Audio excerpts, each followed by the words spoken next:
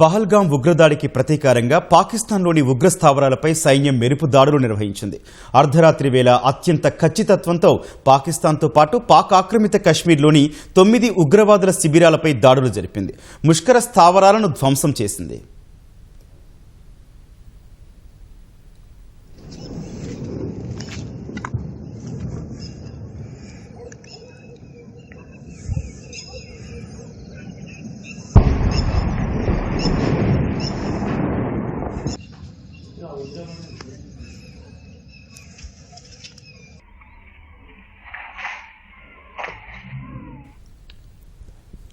పహల్గాంలో 26 మంది పర్యాటకుల్ని పొట్టనబెట్టుకున్న ఉగ్రదాడికి ప్రతీకారంగా భారత్ పాకిస్తాన్పై మెరుపు దాడులకు దిగింది.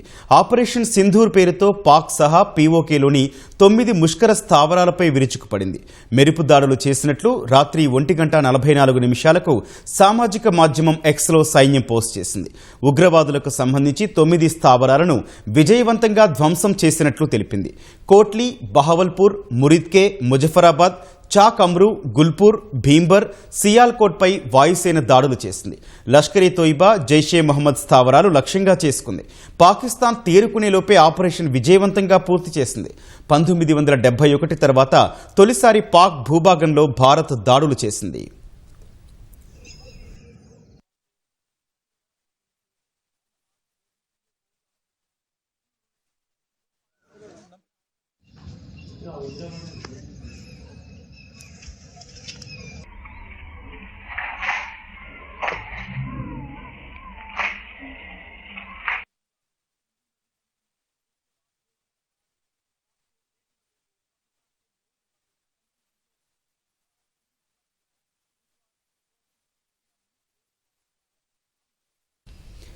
బహవల్పూర్లోని జైషే మహమ్మద్ స్థావరం, మురిద్కేలోని లష్కర్-ఇ తోయిబా స్థావరాన్ని వాయుసేన పూర్తిగా నేలమట్టం చేసింది.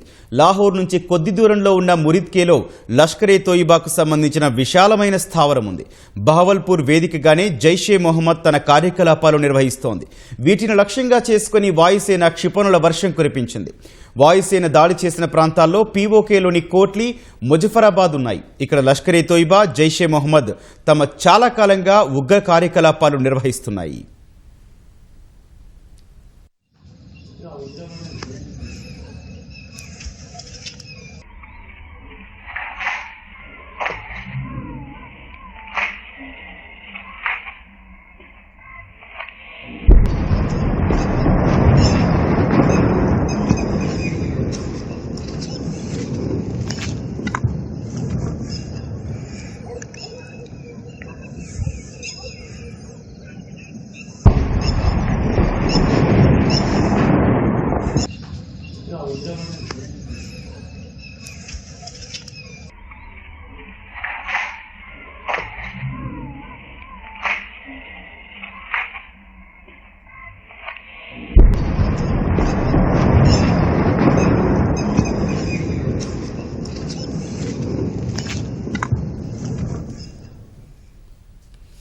ఉగ్రవాదులకు సంబంధించిన మొత్తం 9 స్థావరాలను ఆపరేషన్ సింధూర్ పేరిట చేపట్టిన దాడుల్లో వాయుసేన పూర్తిగా ధ్వంసం చేసింది.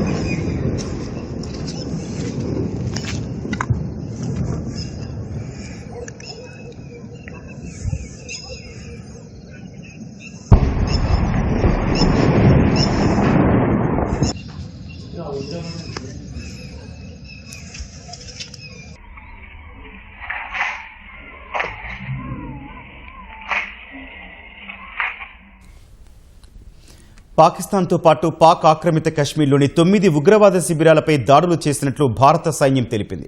అందులో పాకిస్తాన్ సైనిక స్థావరాలు లేవని స్పష్టం చేసింది. భారత్పై ఉగ్రదాడులకు ప్రణాళికలు వేసి అమలు చేసిన ఉగ్రవాద మౌలిక సదుపాయాలే లక్ష్యంగా దాడులు చేసినట్లు సైన్యం ప్రకటించింది. తమ చర్యలు పూర్తిగా కేంద్రీకృతం, ఖచ్చితత్వంతో కూడినవని తెలిపింది. అయితే ఈ దాడులు అంత తీవ్రమైనవి కావని సైన్యం వెల్లడించింది. దాడుల లక్ష్యాల ఎంపిక, దాని అమల్లో పూర్తి సంయమనం పాటించినట్లు తెలిపింది. పహల్గాం ఉగ్రదాడి బాధ్యులను చట్టం ముందు నిలబెట్టేందుకు కట్టుబడి ఉన్నామని స్పష్టం చేసింది. పహల్గాం ఉగ్రదాడికి న్యాయం జరిగిందంటూ సర్వ్డ్ జస్టిస్ అని సైన్యం పోస్ట్ చేసింది.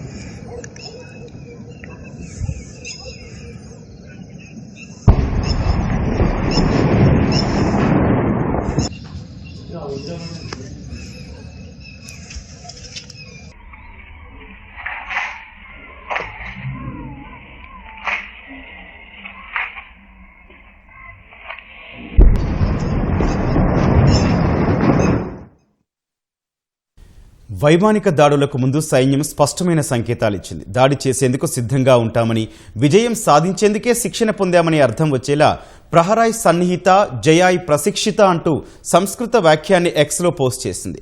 మెరుపు దాడులకు ప్రతీకార చర్యలు తప్పవని పాక్ ప్రకటించిన నేపథ్యంలో సైన్యం అప్రమత్తమైంది. భారత్ పాక్ సరిహద్దుల్లోని అన్ని గగనతల రక్షణ వ్యవస్థలను క్రియాశీలం చేసింది.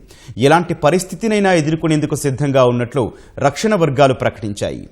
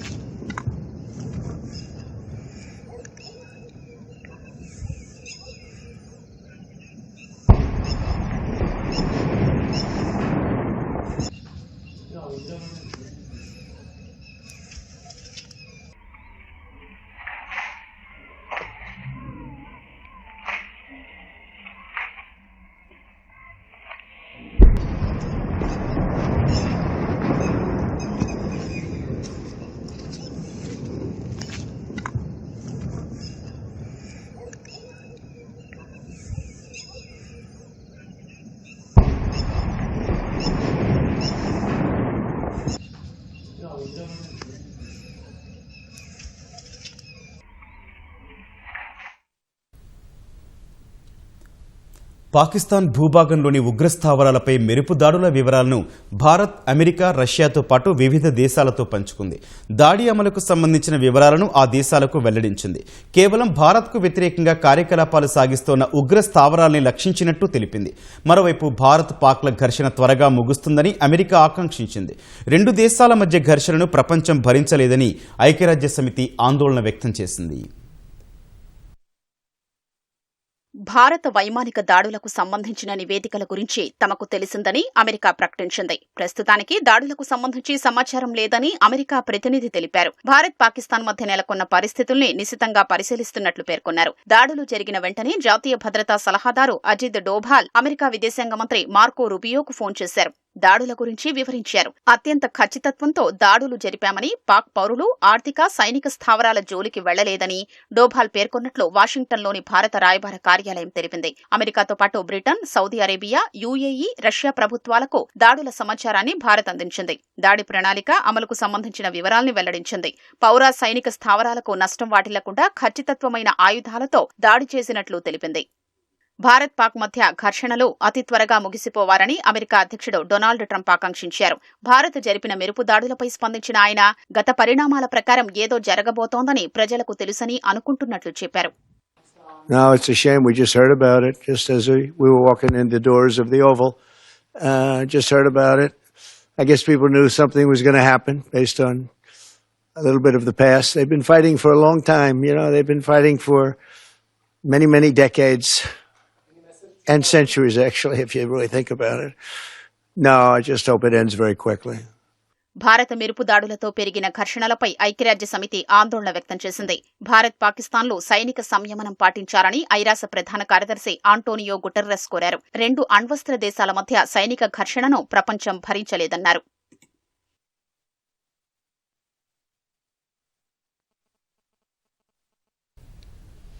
భారత మెరుపు దాడులతో బిత్తరపోయిన పాకిస్తాన్ సరిహద్దుల వెంట భారీ కాల్పులు మొదలుపెట్టింది. అంతర్జాతీయ సరిహద్దుతో పాటు ఎల్ఓసి వెంట ఉన్న సరిహద్దు గ్రామాలపై భారీగా మోర్టార్లతో షెల్లింగ్కు పాల్పడుతోంది. పాక్ విచక్షణారహితమైన కాల్పుల్లో 3 భారత పౌరులు దుర్మరణం పాలయ్యారు. నియంత్రణ రేఖ వ్యాప్తంగా ఫిరంగులతో గ్రామాలపై కాల్పులు జరుపుతోంది. పూంచ్లోని కృష్ణఘాటి, షాపూర్, మంకోట్, రాజౌరి జిల్లాలోని లాం, మంజాకోట్, గంభీర్, బ్రాహ్మణ నుంచి పెద్ద ఎత్తున షెల్లింగ్ జరుగుతున్నట్లు అధికారులు తెలిపారు. పాకిస్తాన్ రేంజర్ల కాల్పులను సైన్యం సమర్థంగా తిప్పికొడుతున్నట్లు చెప్పారు. రాంబన్ జిల్లాలోని పంథియాల్ సబ్ డివిజన్లో శక్తివంతమైన పేలుడు శబ్దం వినిపించింది. దానికి సంబంధించి ఖచ్చితమైన సమాచారం ఇంకా తెలియలేదని అధికారులు తెలిపారు.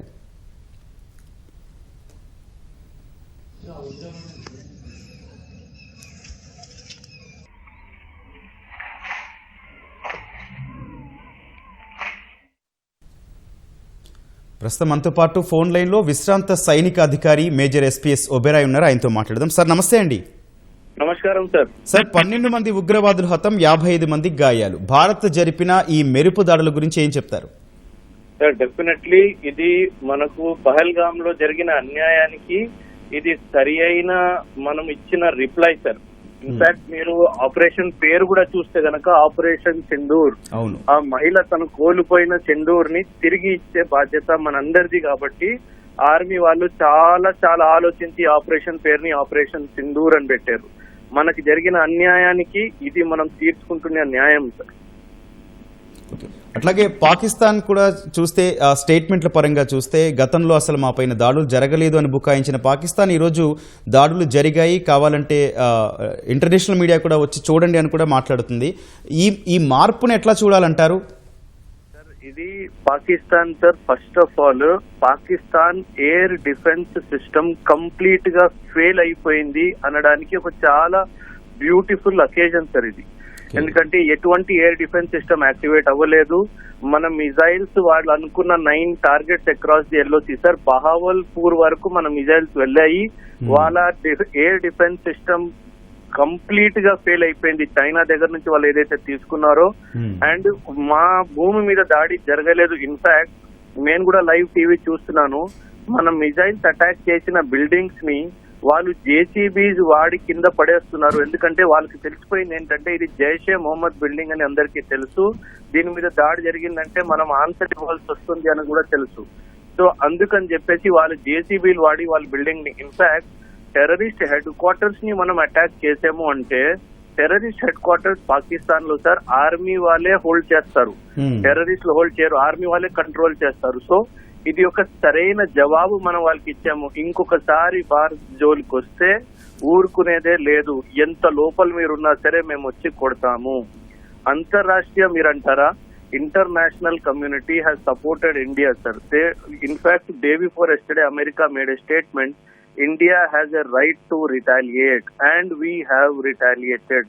మీరు చూస్తున్నారు sir, army, navy, air force ఇలాంటి కోఆర్డినేటెడ్ అటాక్ జస్ట్ 2 వీక్స్ లోపల భారత్ పాకిస్తాన్ మీద చేయడం అన్నది ఇది యావత్ ప్రపంచానికి ఒక symbolic message that India has the capacity to carry out a coordinated attack at the place and time of it's choice అని చెప్పేసి.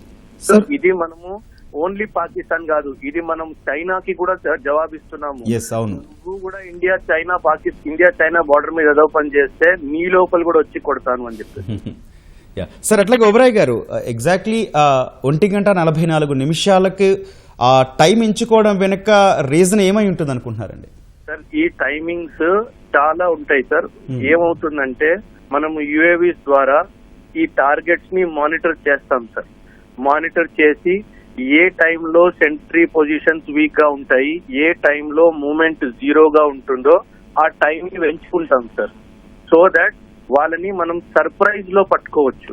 సో ఒకవేళ రాత్రి 11 గంటలకు చేసామనుకోండి ఇంకా మూమెంట్స్ ఉంటాయి, ఉదయం 5 గంటలకు చేసామనుకోండి జనాలందరూ లేచిపోతారు. So the idea is that maximum damage has to be inflicted upon them. ఇది జస్ట్ బై ఫ్లూక్ డిసైడ్ అయిన టైం కాదు సార్. గత 15 రోజుల్లో I'm sure as army man I'm telling you we would have researched every second also.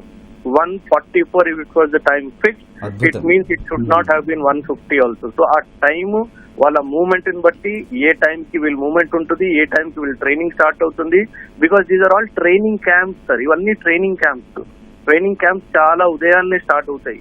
So ఆ timing అంతా correct గా exact గా calculate చేసి అసలు వాళ్ళు ఊహించిన టైంలో మనం అటాక్ చేయడం అన్నది అది మన ఆర్మీ చేసిన చాలా beautiful coordinated timing attack. Sir భారత ఆర్మీ శక్తి సామర్థ్యాన్ని ప్రశంసించకుండా ఉండలేకపోతున్నాం. కానీ గతంలో జరిగిన ఉరి కావచ్చు, బాలాకోట్ దాడులు కావచ్చు, ఇప్పుడు జరిగిన ఈ స్ట్రైక్స్ కావచ్చు, భారత ఆత్మస్థైర్యం పెరిగిందనుకోవచ్చా ఆర్మీది? 100% సార్. ఎప్పుడైనా సరే ఒక సోల్జరు యుద్ధ భూమిలో తన దేశము తన వెనుక ఉంది అన్న ధైర్యంతోనే వెళ్తాడు సార్. తన దేశం తన వెనుక లేదు అంటే ఏ సోల్జర్ కి ధైర్యం రాదు సార్. అండ్ ఈ 2025 రాబోయే 500 సంవత్సరాలు ఈ 2025 గురించి మనం మాట్లాడుకుంటాం. మనం ఇప్పుడు 1971 గురించి ఎలా మాట్లాడుకుంటామో, 1965 గురించి ఎలా మాట్లాడుకుంటామో, మన రాబోయే జనరేషన్ మన పిల్లలు 2025 గురించి చాలా గొప్పగా మాట్లాడుకుంటారు. So this is our gift to the next generation that మేము మీకు ఒక ధైర్యవంతమైన, ఒక బలవంతమైన ఒక ఆర్మీని, ఒక కంట్రీని మీకు అప్పగిస్తున్నాము అని ఒక సందేశం సార్. రైట్ సార్, ధన్యవాదాలు ఓబరాయ్ గారు.